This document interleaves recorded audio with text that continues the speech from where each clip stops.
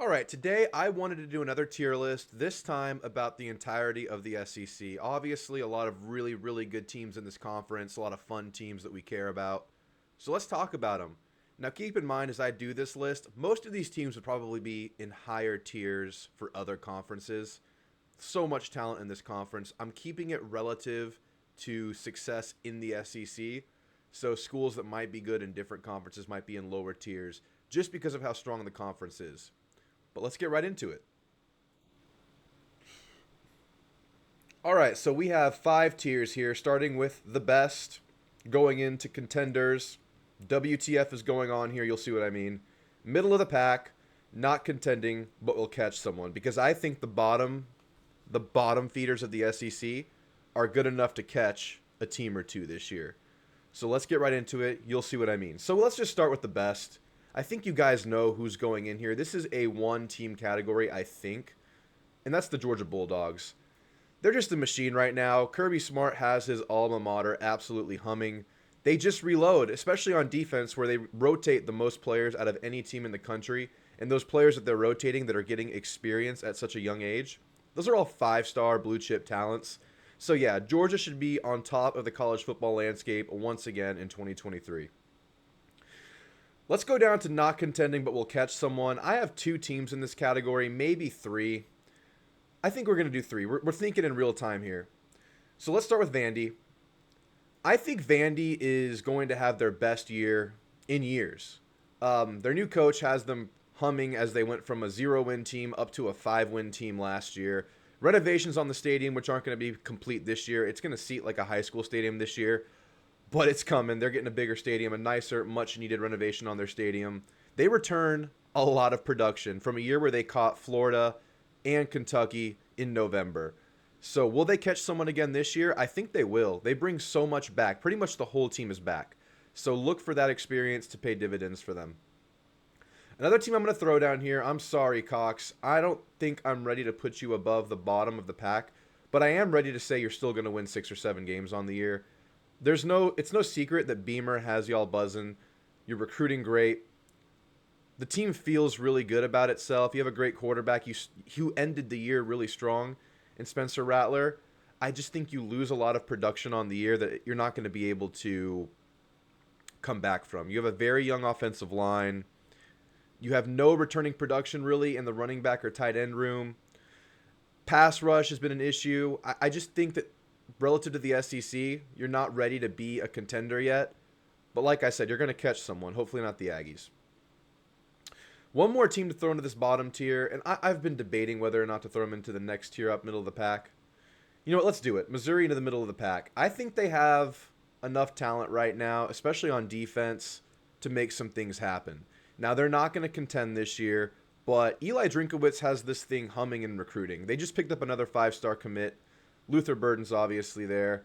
Their recruiting ranking is only increasing. I think they were in the top 20 last year and trending positively this year. This is a program on the rise, and I think they're going to keep rising, but they're not there yet.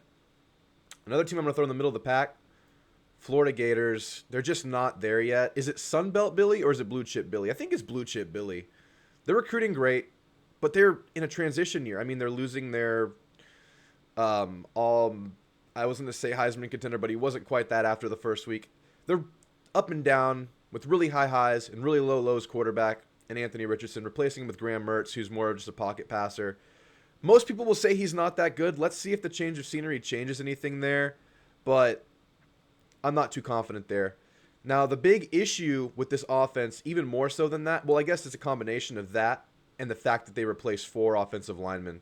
And here at Texas A&M, we know how brutal inconsistency, or not inconsistency, but lack of continuity on that offensive line can be. That will take a while to build chemistry there. And with a new quarterback, that's going to be kind of an interesting situation for y'all.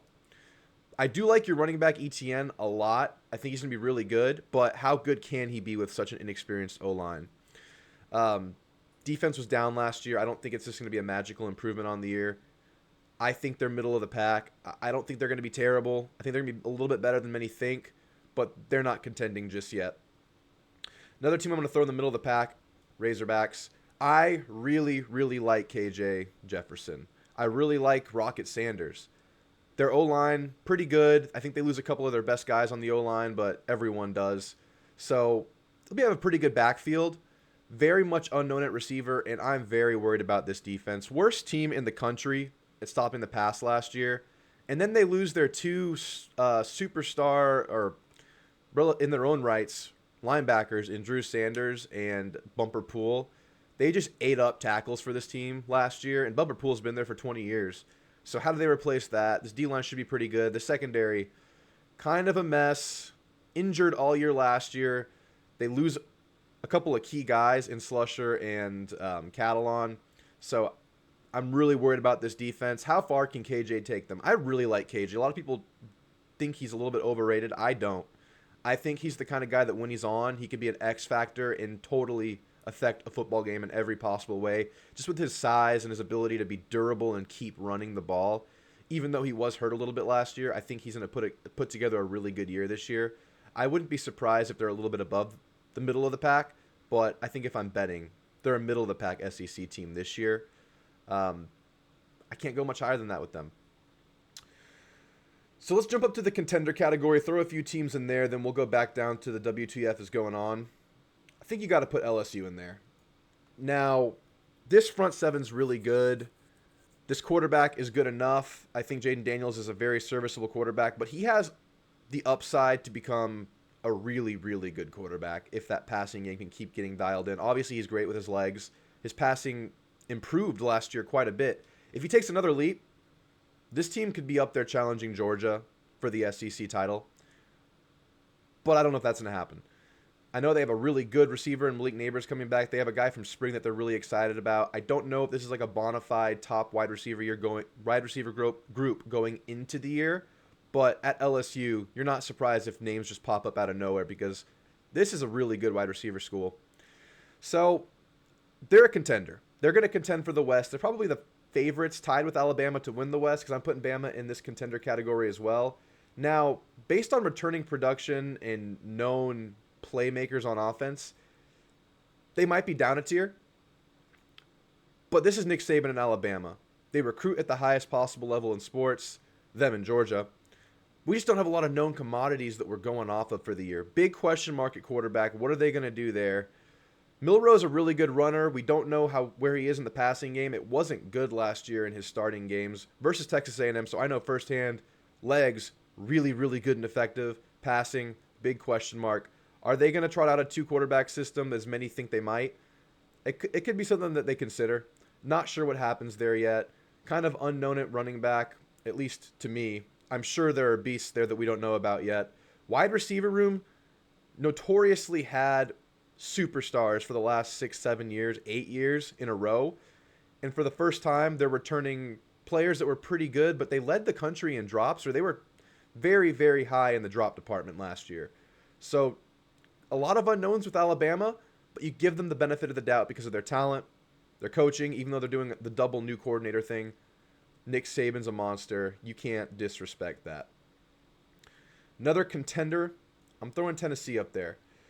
I've touted them as a what came first, the chicken or the egg team. Was it Hendon Hooker and that amazing duo at receiver that made them really good, even though Tillman was out a lot of the year last year? Or was it Josh Heupel's super hurry-up offense that made them really good? So I think Heupel's a really good coach. I think Milton is a really good candidate to take the reins of this offense. I think he threw 10 touchdowns to 0 interceptions in his playing time last year, and that included starts after Hooker got hurt to end the year. I think this offense could be really good again. Defensively, I think they're always going to be an underrated defensive team despite the talent, despite how good they are, just because of how this offense works, where they're on and off the field really quickly at times. This defense is going to usually be tired towards the end of the game. So as good as it might be, I think there's a cap to the numbers on this defense, but it could still be really effective. They're probably in a lot of shootouts. The WTF is going on here category is one that I reserved for one specific team. My team, Texas A&M. WTF is going on here, man. So by talent, this team should be a contender. Based on the coaching names, it could be a contender. But they were really bad last year. 5-7 with all that talent, even though there were a plethora of injuries out there, That's been an issue with this team for a few years now. Can they shake the injury bug, and can this talent be used to their full potential? Obviously, Bobby Petrino is a big talking point. We think he has control of the offense now. We think he's not changing things too drastically to where it's like a huge coordinator reboot. They could be really good, but then again, it could be another 8-4 team. We're hoping for the best, obviously, here in Aggie Land. Not contending, but we'll catch someone. Throwing Auburn in there. They're very much in transition. I think Auburn fans would tell you they're pretty happy with where they're at in the coaching world with Hugh Freeze coming off of the debacle the last few years. He kind of turned recruiting around in a big way as soon as he stepped onto campus and the transfer portal. Very much in a rebuilding mode, though. They're going to have to replace a full slate of 6 rotational O-linemen. That's 6 O-linemen with starting experience gone. Tank Bigsby, gone. They have a quarterback competition going on right now, none of which come into the season with a lot of hype. So we'll see what happens there. They just have a lot to replace there. New coaching, very much in a transition. But they could catch someone. I mean, it seems like Auburn's like that magical team, especially at Jordan-Hare, where just crazy things happen. So I'm going to say they're going to be able to catch someone too. Any of these bottom teams right here, I think they're all going to catch someone this year, whether it's a Kentucky, an A&M, whoever it might be. They're going to catch someone. They're not going to contend. Now, I don't really have a category for these next 3 teams. They're kind of in a category of their own. Honestly, of these 3, Mississippi State, Ole Miss, and Kentucky, I want to put Mississippi State on top of them. I'm not going to say they're a contender, but for the sake of argument, I'm going to throw them into this category. This was a year that Mississippi State had circled for a year for everything to come together. Will Rogers has been there for years. O-line looks good. Running backs look good. They don't have any tight ends, but they never used them before. You can't overlook such a drastic change in the coaching room. Rest in peace to Mike Leach, a legend of college football, a legend of sporting personalities. He was the classic air raid guru, but things aren't the same way anymore. It's such a change going from that kind of a coach to anything else because he was truly unique. Can they overcome that? If they do, I think this is going to be the surprise team of the SEC. I really like Will Rogers. They always have enough on defense. Their defense is always stout. So Mississippi State, I think they're super underrated. I have them in the upper echelon of these upper mid-tier teams. Ole Miss, just for the sake of tiering these teams out, I'm going to put them one rung below Mississippi State. Jackson Dart, good quarterback. Looks like he's actually going to take a leap this year because they brought in Spencer Sanders, who you would think would be the favorite to win this job, but it sounds like he's going to win it.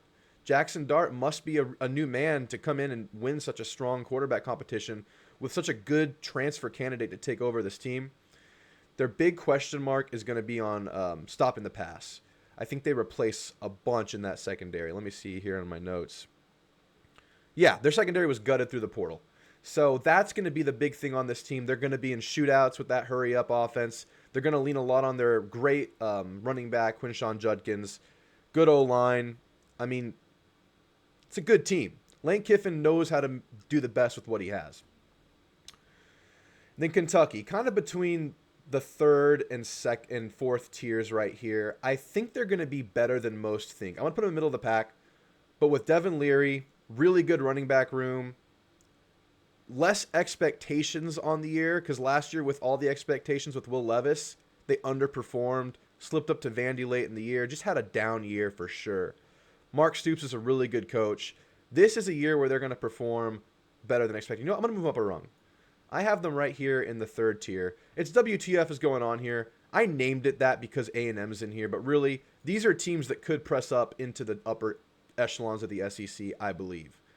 So, guys, this is my SEC tier list. I have Georgia, head and shoulders above the rest, at least from what we know going into the year.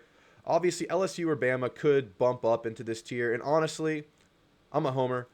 So could A&M based on talent, but they've underperformed with talent for a few years now, or 2 years now in a row.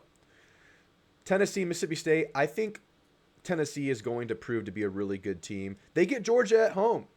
Who knows what'll happen? If it's anything like that Bama-Tennessee game last year, just an emotional, amazing atmosphere, just a classic college football atmosphere at Neyland Stadium last year. If they can bring that magic back, and beat Georgia late in the year, who knows? I have Tennessee as a 10-2 team, but if they beat Georgia and they're 11-1, this is a contending team. Mississippi State is my surprise team of the SEC. I think they're going to surprise people this year. I think they're going to fight with a mission this year, play for Mike Leach, chip on their shoulder every single game, go on a mission and play. I think Mississippi State's really good this year. This is my upper middle tier right here. Any of these teams could bump up. Ole Miss, Kentucky, Texas A&M. Middle of the pack, I don't see these teams bumping up much higher than the mid tiers of the SEC. Maybe 8 wins max for these three right here. Not contending. I think these are all 5, 6. Well, I think Vandy's a 5 or 6 win team. I think South Carolina's a 7-win team. I think Auburn's a 6-win team. So, guys, there you have it. I want you guys to argue with me. If you disagree with me, give me your best arguments in the comments section. We'll see if we can debate, and let's see if you can convince me to change my mind. But this is how I see the SEC this year. A lot of really good teams. Some teams in transition when talking about Florida and Auburn. South Carolina's on the rise. Vandy's on the rise. Arkansas I have a lot of questions about, but I'm really confident in their quarterback. What's going to happen this year? I think it's more wide open besides Georgia than it ever has been. It's going to be a lot of fun, guys. So what do you think? Tell me in the comments. Subscribe if you like this content, and I'll see you in the next one. Thanks, and to my Aggies out there, gig 'em.